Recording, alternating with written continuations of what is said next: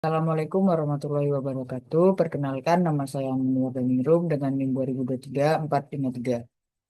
Pada video ini saya akan mempresentasikan analisis putusan Pengadilan Tindak Pidana Khusus Undang-Undang Informasi dan Transaksi Elektronik berdasarkan putusan 83 PID SUS 2025 PN PBL.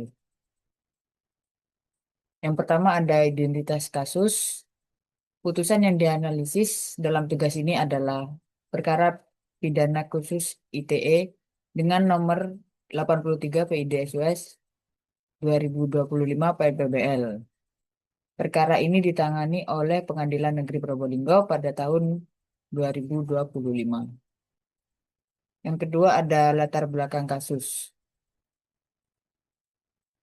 Latar belakang kasus ini berawal dari perbuatan terdakwa yang dengan sengaja dan tanpa hak menyebarkan informasi elektronik melalui media sosial. Informasi tersebut mengandung muatan penghinaan atau pencemaran nama baik, sehingga dapat diakses oleh publik dan menimbulkan dampak negatif terhadap kehormatan serta reputasi korban.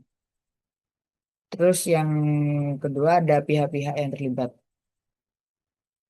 Pihak-pihak terlibat itu ada yang pertama itu terdakwa. Dalam putusan tersebut disebutkan bahwa pihak yang bersangkutan telah menyebarkan konten elektronik yang mengandung penghinaan atau pencemaran nama baik.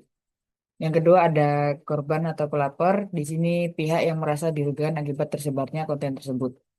Terus yang ketiga adalah penuntut umum, yaitu jaksa penuntut umum dari Kejaksaan Negeri Probolinggo. Yang ketiga adalah pasal yang dilanggar.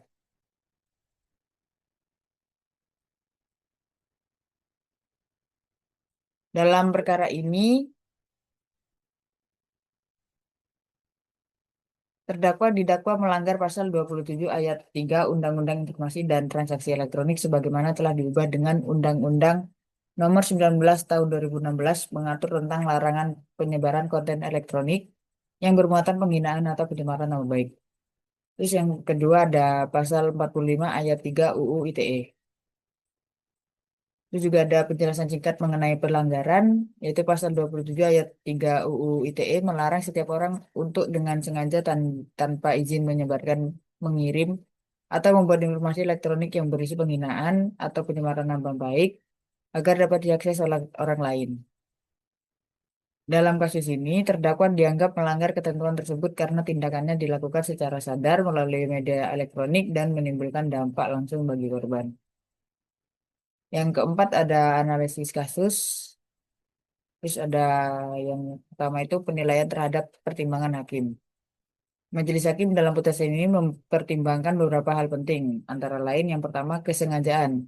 Terdakwa menyadari dan menghendaki tindakannya saat menyebarkan konten elektronik.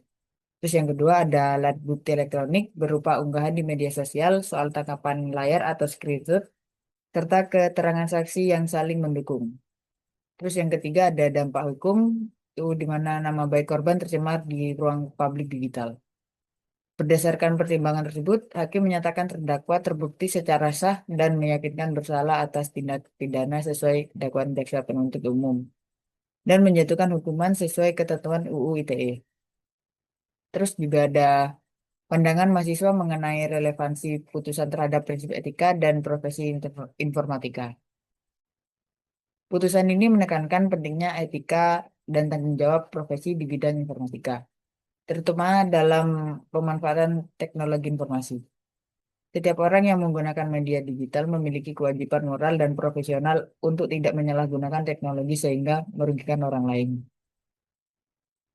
Kasus ini memperlihatkan bahwa kebebasan berekspresi di dunia digital harus selalu sejalan dengan hukum dan etika.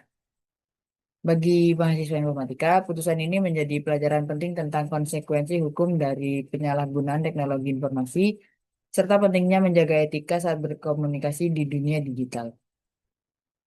Terus yang kelima, ada kesimpulan dan rekomendasi. Yang pertama ada kesimpulan singkat. Putusan nomor 83 PIDSUS 2025 PNPBL menegaskan bahwa menyebarkan informasi elektronik yang mengandung penghinaan atau pencemaran nama baik termasuk pelanggaran hukum dan dapat dikenai sanksi pidana.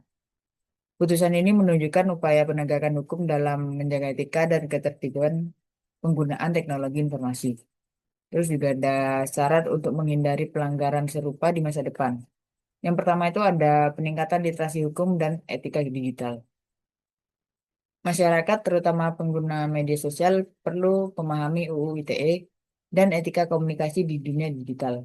Pemahaman ini penting agar setiap orang sadar akan konsekuensi hukum dari konten yang dibagikan. Terus yang kedua ada penggunaan media sosial secara bertanggung jawab. Penggunaan teknologi informasi diharapkan mampu menahan diri saat menyampaikan pendapat, kritik, atau informasi agar tidak mengandung unsur penghinaan, pencemaran nama baik, atau hal yang merugikan pihak lain. Terus yang ketiga ada kesadaran terhadap dampak informasi digital.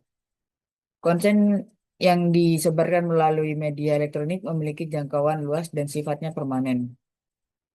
Oleh sebab itu, pengguna harus mempertimbangkan dampak sosial dan hukum sebelum mengunggah atau membagikan konten. Terus ada yang keempat, ada peran pendidikan dan institusi akademik. Perguruan tinggi, terutama di bidang informatika, perlu menanamkan nilai etika profesi, tanggung jawab sosial, dan pemanfaatan teknologi yang sesuai hukum melalui mata kuliah maupun kegiatan akademik. Terus yang kelima, ada terakhir, pemanfaatan teknologi secara positif dan produktif. Teknologi informasi sebaiknya digunakan untuk hal-hal konstruktif, edukatif, dan bermanfaat bagi masyarakat, bukan untuk menyerang atau merugikan orang lain. Sekian dari saya. Jika ada salah kata, mohon maaf. Wassalamualaikum warahmatullahi wabarakatuh.